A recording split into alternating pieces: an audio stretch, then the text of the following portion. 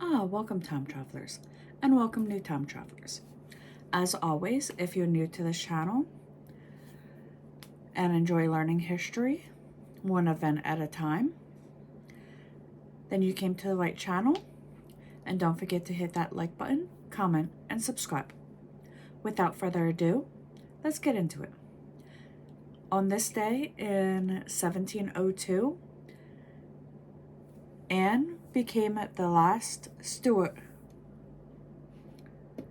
monarch of Great Britain, having earlier acquiesced to the Act of Settlement of 1701, which designated as her successor of the Hanoverian descendants of King James I. In 1817, the New York Stock Exchange was formally created. It became one of the world's largest marketplace for securities and other exchange-traded investments. The U.S. Supreme Court Justice and legal historian Oliver Wendell Holmes Jr., who advocated judicial restriction, arguing that speech could be limited only if it was a clear and present danger, was born in Boston in 1841.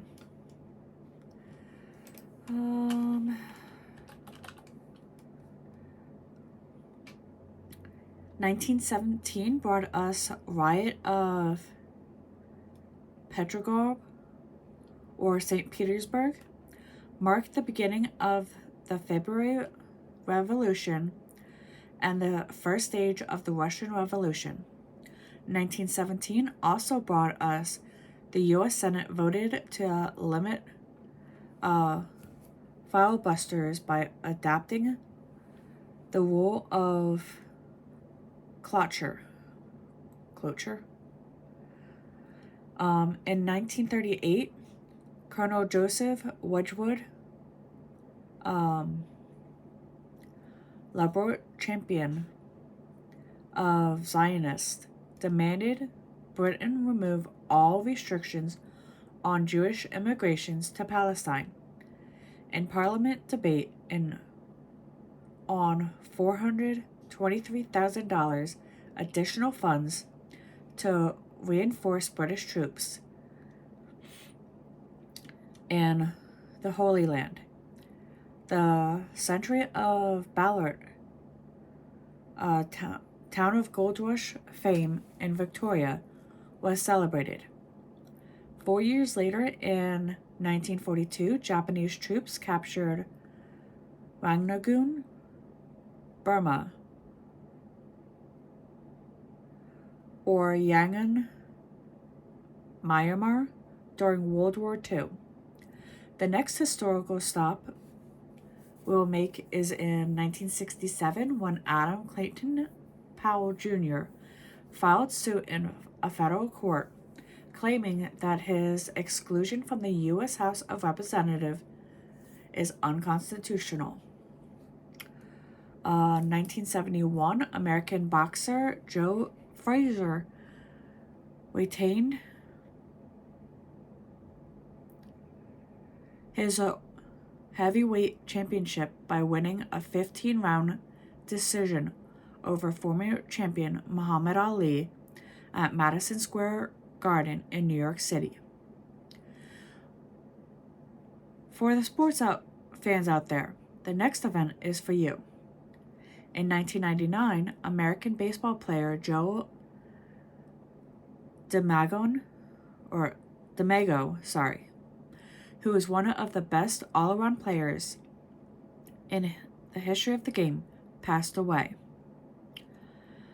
7 years after the turn of the century, the winners of the annual $100,000 TED Prize announced the projects that they intended to use the money for. Former U.S. President Bill Clinton